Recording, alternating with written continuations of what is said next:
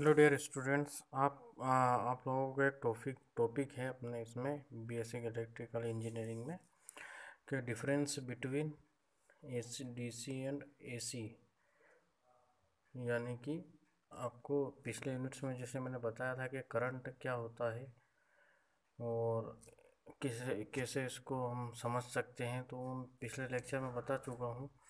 अब यहाँ पे हमें देखना है कि भाई एसी और डीसी का मतलब क्या होता है। तो जैसे मैंने आपको करंट का मतलब बताया था कि जो तार में हम जैसे ही उसको बैटरी से जोड़ते हैं या जनरेटर से जोड़ते हैं किसी भी तार को, तो उस तार के अंदर जो वोल्टेज पैदा होता है बैटरी और जनरेटर की मदद से, उस वोल्टेज के कारण उस तार के अंदर आवेश बहने लग जाते हैं और इस आवेशों की प्रवाह की दर को ही हम विद्युत धारा कहते हैं, जिसको हम आई से प्रदर्शित करते हैं और जिसको हम एम्पेयर में नापते हैं। और इस करंट को बहाने के लिए, यानी कि इन आवेश को एक जगह से एक बिंदु से दूसरे बिंदु तक पहुंचाने में जो कार्य लगता है, जो एनर्जी लगी, जो कार्य लगा, वो आपका वोल्टेज कहलाता है। तो वोल्टेज एक जगह पर फिक्स रहता है क्योंकि जनरेटर बैटरी एक जगह पर फिक्स रहते हैं, बाकी उस तार के अंदर आपका करंट बहता है। तो करंट भाई हम दो तरीके से पैदा कर सकते हैं, है ना। उसी के आधार पे इनको अलग अलग वर्गों में बांटा गया है कि भाई एक आपका होता है अल्टरनेट करंट और एक होता है डायरेक्ट करंट। तो इन दोनों के बीच में अंतर क्या होता है ये समझ लेते हैं हम कि करंट हमारे दो प्रकार के रहते हैं। पहला रहता है आपका डीसी यानी कि, और दूसरा रहता है आपका अल्ट एसी। अब डीसी का मतलब होता है डायरेक्ट करंट और इसको हम हिंदी में दिष्ट धारा बोलते हैं। और एसी का मतलब होता है A for alternate and C for current. Alternate current यानी कि प्रत्यावर्ती धारा, प्रत्यावर्ती यानी परिवर्तित होने वाली। इनका डायग्राम इस प्रकार से रहता है। ये जो रहता है आपका डायरेक्ट करंट, ये ऐसे सीधा चलता है। इस समय ये इधर समय है, इधर वोल्टेज है और इधर आपका करंट है। तो ये आपका करंट डायरेक्ट करंट इसलिए बोलते हैं इसको, ये रेखीय रहता है, लीनियर रहता है, ये सीधा चलता है, चेंज होते हुए नहीं चलता, कम ज़्यादा होते हुए नहीं चलता। और आपका अल्टरनेट करंट ये रहता है। अल्टरनेट करंट वोल्टेज, ये इधर वोल्टेज आपका, इधर समय है, और ये आपका अल्टरनेट करंट इस प्रकार से ऊपर नीचे कम ज़्यादा होते हुए चलता है ना। और इस डायग्राम को हम अगले यूनिट में संक्षेप में पढ़ेंगे, कि डिटेल में पढ़ेंगे कि ये क्या होता है, इस डायग्राम का मायने क्या होते हैं, और इसमें जो चीज़ें हैं इन एक एक चीज़ों को, एक एक हिस्से को हम पढ़ेंगे अगले यूनिट में। तो आपका जो डायरेक्ट करंट रहता है, ये हम किसकी मदद से पैदा करते हैं? ये हम बैटरी की मदद से पैदा करते हैं या सेल की मदद से पैदा करते हैं। आप लोगों ने देखा होगा छोटे छोटे खिलौनों में, है ना, घड़ियों में आपकी बैटरीज देखी होगी आपने, इन्वर्टर जहाँ पे चलता है, कार में, है ना। ऐसी बहुत सी जगह पे जो करंट यूज़ होता है वो आपका डायरेक्ट करंट रहता है। और ज़्यादातर जो आपके इलेक्ट्रॉनिक उपकरण रहते हैं जैसे कंप्यूटर है, मोबाइल है आदि, जो भी रहते हैं, इनके अंदर बैटरीज लगती है और ये जो आपके रहते हैं ये डीसी करंट पे ही काम करते हैं, यानी कि डायरेक्ट करंट पे काम करते हैं। और आपने देखा होगा कि जो हमारे हम घरों में जो यूज़ करते हैं मशीन्स, पंखा है, टीवी, फ्रिज, कूलर, है ना, और ऐसे पंखे, लाइट्स, बहुत सारी ऐसी चीज़ें हैं वो हमें जो मिलती है वो अल्टरनेट करंट पे ही चलती है।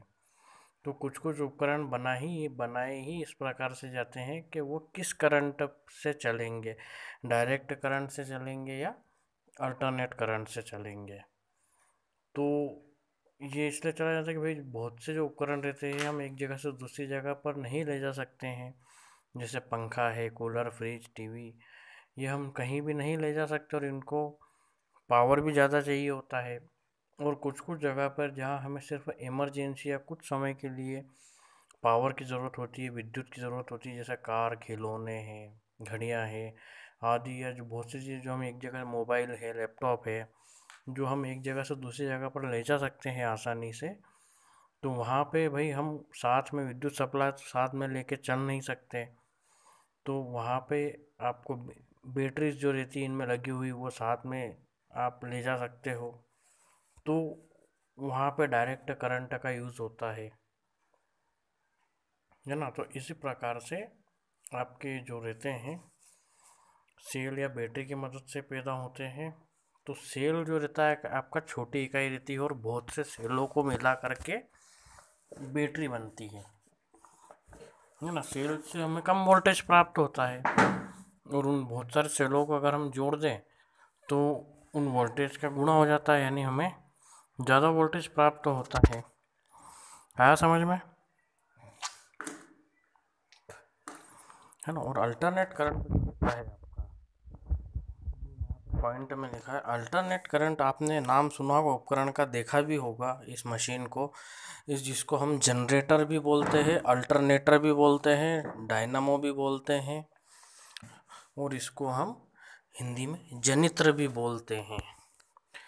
तो जनरेटर जो रहता है वो एक इलेक्ट्रोमैग्नेटिक यानी विद्युत चुंबकीय उपकरण रहता है।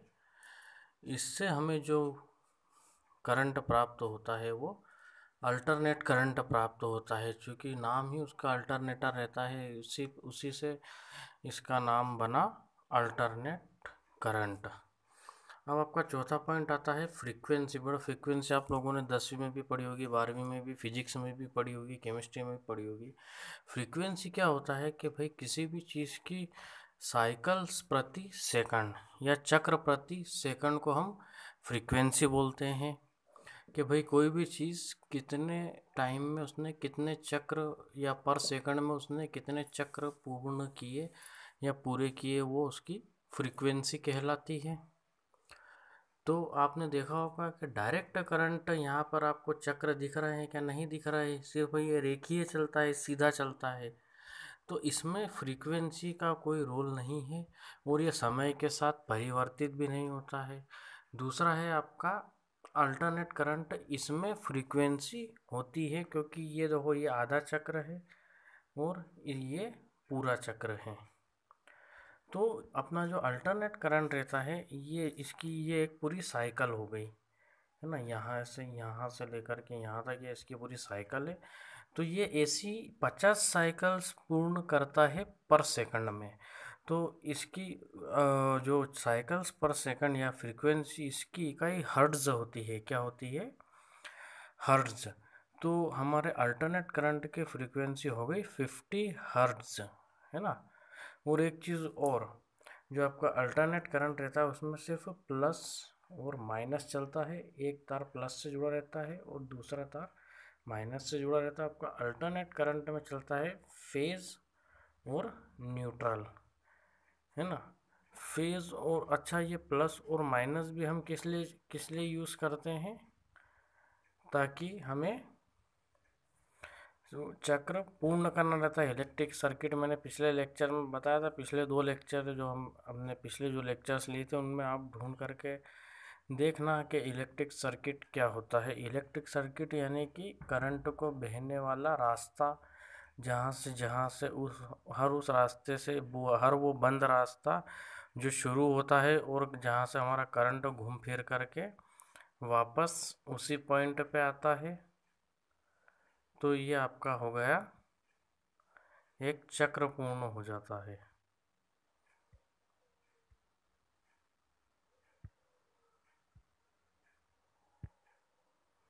तो ये आपका हो गया इसमें बेसिक डिफरेंस, है ना। तो अब हम देखो, अब हमारा पांचवा पॉइंट क्या कहता है कि इसको हम जो डीसी करंट रहता है इसको हम ज़्यादा वोल्टेज तक पैदा नहीं कर सकते। इसको हम खूब से खूब मैक्सिमम 650 वोल्ट तक ही पैदा कर सकते, क्योंकि आपने देखा होगा 12 वोल्ट, 20 वोल्ट, 30 वोल्ट की बैटरी जो हमारी बस की और ट्रकों की और कारों की रहती है, वो छोटी बैटरी रहती है, वही सिर्फ 12 या 13 वोल्ट या ऐसे रहती है। तो अगर 650 वोल्ट की बैटरी मतलब कितनी बड़ी हो सकती है। तो इसको हम बना तो सकते हैं पर इसमें खर्च ज़्यादा है। बाकी खूब पैसा या खर्च लगा करके भी, संसाधन लगा करके भी, मशीन मटेरियल यूज़ करके भी हम बहुत से बहुत 650 वोल्ट तक इसमें करंट पैदा कर सकते हैं। बाकी आपका जो अल्टरनेट करंट है इसको हम लाखों वोल्ट तक पैदा कर सकते हैं। आपने देखा होगा बड़ी बड़ी जो टावर की लाइन जाती है वो कितनी हाई पावर लाइन रहती है कि आपको उसका जो असर रहता है वो ज़मीन पर भी महसूस होता है, उसकी आवाज़ें आती हैं। तो ये जो आपका रहता है 2,20,000 वोल्ट तक, 4,40,000 वोल्ट तक आप इसको पैदा कर सकते हो, है ना। और एक चीज़ और इसमें डिफरेंस रहता है कि भाई जो डीसी रहता है, डीसी में जैसे मैंने बताया सिर्फ प्लस और माइनस रहता है। बाकी आपका अल्टरनेट करंट में क्या रहता है, आपका फेज़ और न्यूट्रल। आपने सुना होगा सिंगल फेज़, है ना, द थ्री फेज़ मोटर, ये जो रहते हैं ये क्या रहते हैं, इसमें फेज़ रहते हैं, यानी कि हर वायर में पावर रहती है। जैसे कि अगर थ्री फेज़ लाइन है तो उसमें एक वायर में पावर रहेगी और एक लाइन न्यूट्रल रहेगी। अगर थ्री फेज़ लाइन है तो उसमें 3 वायर पावर के रहेंगे जिनमें पावर सप्लाई जाती है और एक न्यूट्रल रहती है। अच्छा, मैंने सर्किट जैसे पढ़ाया था कि सर्किट क्या होता है कि जैसे यहाँ पे मेरा विद्युत का स्रोत है या बैटरी है, तो मेरा करंट प्लस से जा कर के मेरा उपकरणों जहाँ पर भी जैसे बल्ब है या कुछ भी वहाँ से घूम करके फिर से माइनस की ओर आता है बैटरी अगर है तो, और अगर इस अल्टरनेट करंट है तो फेस होकर के न्यूट्रल पे आता है। तो हम प्लस के साथ माइनस इसलिए देते हैं या फेस के साथ न्यूट्रल इसलिए देते हैं ताकि जो हमारा पावर है, करंट है, वो फेज या प्लस से हो करके अपना पूरा रास्ता उस न्यूट्रल के थ्रू या माइनस के थ्रू पूरा अपना रास्ता या चक्र पूरा कर सके। क्योंकि करंट जो रहता है बंद परिपथ में ही बहता है, खुले परिपथ में नहीं बहता है। अब ये परिपथ आप वायर्स के माध्यम से बनाते हैं, जो वायर्स रहते हैं जिसमें वही करंट का रास्ता क्या है, वायर्स। अगर बीच में से वायर टूट जाता है तो उसका सर्किट यानी परिपथ, उसका पथ टूट जाता है, खुल जाता है, तो करंट आगे नहीं बढ़ता है ना। तो इसलिए करंट को बहने के लिए परिपथ ज़रूरी है। फिर इसमें चौथा पॉइंट आता है, आपका छठा पॉइंट आता है, ये जो आपका डायरेक्ट करंट रहता है ये समय के साथ परिवर्तित नहीं होता, यानी सीधा चलता है ये, है ना। यानी कि समय के साथ साथ ये अगर समय आपका बढ़ता भी जा रहा है तो ये सीधा सीधा बहता है, समय से कोई परिवर्तन लेना देना नहीं है। बाकी आपने देखा होगा अल्टरनेट करंट क्या होता है, कम ज़्यादा होता हुआ चलता है, यानी कि ये समय के साथ परिवर्तित होता है, इसलिए अपन इसको प्रत्यावर्ती धारा कहते हैं। अच्छा, अब आपका जो रहता है डीसी, ये अधिक खतरनाक होता है, यानी बैटरी का करंट, और आपका जो अल्टरनेट करंट रहता है ये डीसी के मुकाबले कम खतरनाक होता है। अब ये क्यों होता है, ये हम जूम वाला जो लेक्चर में लूँगा उसमें आप लोग पूछना मुझसे सवाल, बताऊँगा इसका मैं आंसर। जो इसका एक कारण ये रहता है कि भाई डायरेक्ट करंट जो रहता है आपका सीधा सीधा चलता है, तो अगर आप गलती से इसको छू भी लेते हो जिसमें वैसे तार को जिसमें डायरेक्ट करंट बह रहा है, तो वो उसमें पावर हमेशा चलती ही रहती है एक ही स्पीड में, तो जिसके कारण आप छूट नहीं पाते हो। और अगर हम बात करें अल्टरनेट करंट क्यों कम खतरनाक है, क्योंकि जब प्लस में रहता है तो इसमें पावर रहती है, और ये जब डाउन में जाता है तो इसमें कम पावर है, पावर ज़ीरो हो जाती है। तो इस डाउन वाली कंडीशन पे ये आपको एक बार झटका महसूस करके छोड़ सकता है, पर डायरेक्ट करंट सीधा चलता है, इसमें ज़ीरो का या डाउन होने का कोई ऑप्शन ही नहीं है, तो इसलिए ये पकड़ के रखता है, ये छोड़ता नहीं है। देखो अब ये जो मैंने डायग्राम बनाया है ये बैटरी का है, इसमें प्लस माइनस आप केमिकल भरते हो, केमिस्ट्री में आपने पढ़ा होगा सेल्स या फिजिक्स में पढ़ा होगा सेल कैसे बनते हैं, बस वही प्रोसेस बैटरी की रहती है।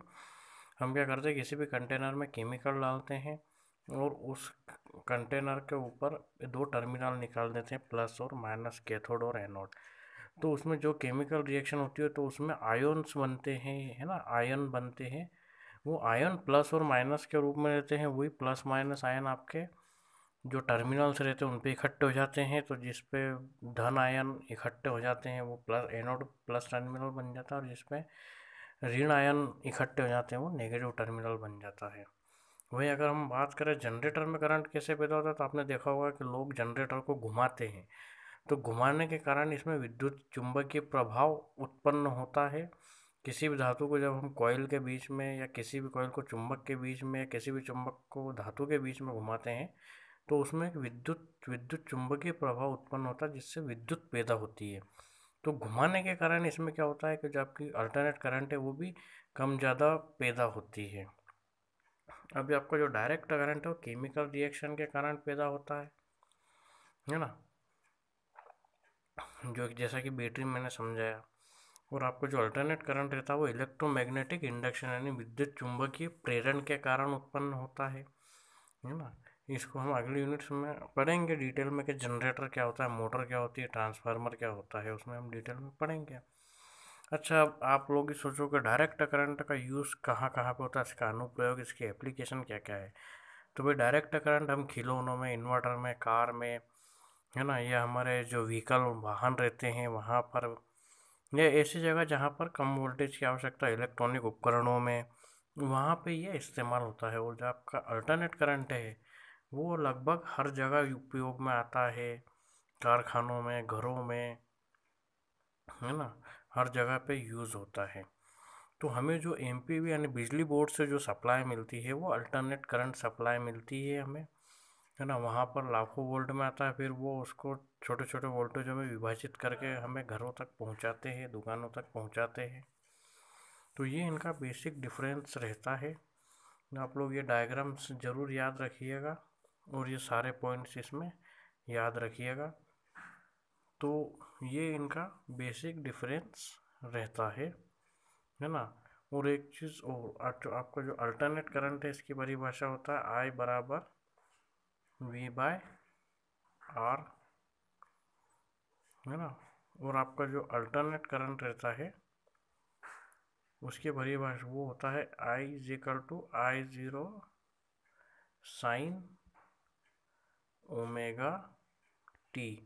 ये साइन ओमेगा टी मतलब क्या है? साइन मतलब जबकि ये साइन तरंग होती है, ज्या तरंग जिसको बोलते हैं अपन, ज्या वक्रीय तरंग। और ओमेगा आपका एंगुलर फ्रीक्वेंसी, कोणीय वेग, और टी मतलब समय, है ना। और आपका डायरेक्ट करंट में सीधा चलता है तो इसमें ना तो एंगुलर फ्रीक्वेंसी रहती ना समय का कोई रोल रहता है। तो आप लोग इसको लिख लीजिएगा,